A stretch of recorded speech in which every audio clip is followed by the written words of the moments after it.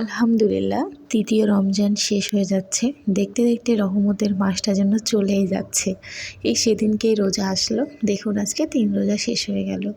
Hello everyone, কী অবস্থা সবার, কেমন আছেন? রোজার সময় কিন্তু সংসারে অনেক ধরনের কাজ থাকে। আমরা অনেকেই মনে করি রোজার সময় হয়তো কাজ কম, খাওয়া কম, কিন্তু না, রমজান মাসে কিন্তু খাওয়াটাই বেশি আর কাজটাও অনেক বেশি। তবে পরিবার আপনজনের জন্য কাজগুলো করতে কিন্তু বেশ ভালোই লাগে। তো আজকে আমি ইফতার সেহরি রান্নাবান্নাও করতেছিলাম, সেই সাথে ইফতারও রান্না করে নেব। যেহেতু শরীরটা ভালো নেই, এই জন্য সেহরি রান্নাটা আমি এখনই করে নিচ্ছিলাম, যাতে আমি একটু রেস্ট করতে পারি আর কি। আর আমার হেল্পিং হ্যান্ড বলতে তো কেউই নেই, আমার কাজ সবসময় আমার একারই করতে হয়। এজন্য আমি সবসময় চেষ্টা করি অল্প সময়ের ভেতরে আমার কাজটাকে গুছিয়ে রাখার জন্য, সবসময় ঠিকঠাক মতো করে রাখার জন্য। আর আপনাদের ভাইয়া তো আছে যে আমার সব কাজ সবসময় যেন করে দেয়।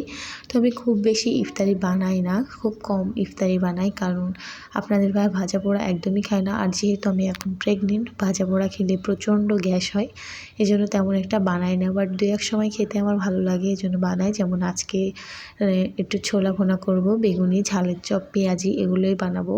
তো ছোলা কিন্তু আমি আগে থেকেই সেদ্ধ করে ফ্রিজে রেখে দিই, যেগুলো রাখা যায় আর কি, যেমন মশলা, ছোলা ইত্যাদি অনেক খাবার যেগুলো ফ্রিজে রাখলে আমি পরবর্তীতে অল্প একটু রান্না করে খেতে পারবো, সেগুলো আমি ফ্রোজেন করে রাখি।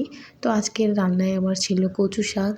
ডাক্তার আমাকে শাক খেতে বলেছে, তো আপনাদের ভাইয়া প্রতিদিন কোনো না কোনো শাক রাখে আমাদের খাবারের মেনুতে। কচু শাক হয়তো বা না হলে লাউ শাক, কুমড়ো শাক, সঞ্চি শাক, কলমি শাক, যে কোনো একটা শাক আমাদের থাকবেই।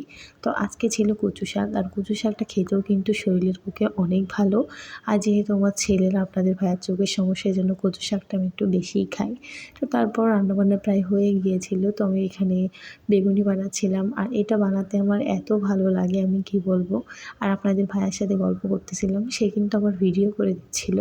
রান্না করার সময় আমার টাইমটা এত কেন ভালো যায় জানেন? কারণ আপনাদের ভাইয়া আমার পাশে এসে আমার সাথে অনেক বেশি গল্প করে, যাতে আমার শরীরটা যেহেতু ভালো নেই, যাতে রান্নাবান্না করতে আমার ভালো লাগে, তার সাথে গল্প করতে আমার রান্নাবান্নাটাও হয়ে যায় আর আমার মনটাও ভালো থাকে, এজন্য আর কি। তো এখানে সে আমাকে ভিডিও করে দিয়েছিল, অনেক বেশি গল্প করলাম। আর বেগুনগুলোকে অল্প আঁচে লাল লাল করে আমি ভেজেও নিচ্ছিলাম। আর তারপর আমি আপনাদের ভাইয়াকে বললাম পেঁয়াজের জন্য পেঁয়াজ কেটে দিতে, ঝাল কেটে দিতে। তো সে এখানে বসে পেঁয়াজ ঝাল সুন্দর মতো কেটে দিচ্ছিল আর আমার সাথেও গল্প করছিল। তো এখানে আমার রান্নাঘরে প্রচুর পরিমাণে রোদের তাপ থাকে, কারণ আমার রান্নাঘরটা ছাদের উপরে, এজন্য আর কি। রান্না করতে গেলে ভীষণই কষ্ট হয়, কেন জানি না এত কষ্ট হয়, কারণ রোদের তাপ গায়ে লাগে আর কি, এজন্য। আর রান্নাঘরে যেহেতু টিন দিয়ে ছাওয়া, এজন্য মনে হয় একটু বেশিই কষ্ট হয়।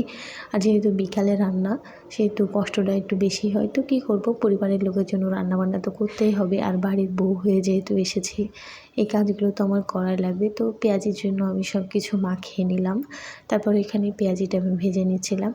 তারপরে সব কিছু রেডি করে নিয়ে আমি ইফতার গোছাতে চলে যাই। আর ইফতারের টাইমটা আসলে কিন্তু একেবারে নাগালে হাতে কিছুই পাওয়া যায় না, মনে হয় যে কখন কি হবে, কখন কি হবে।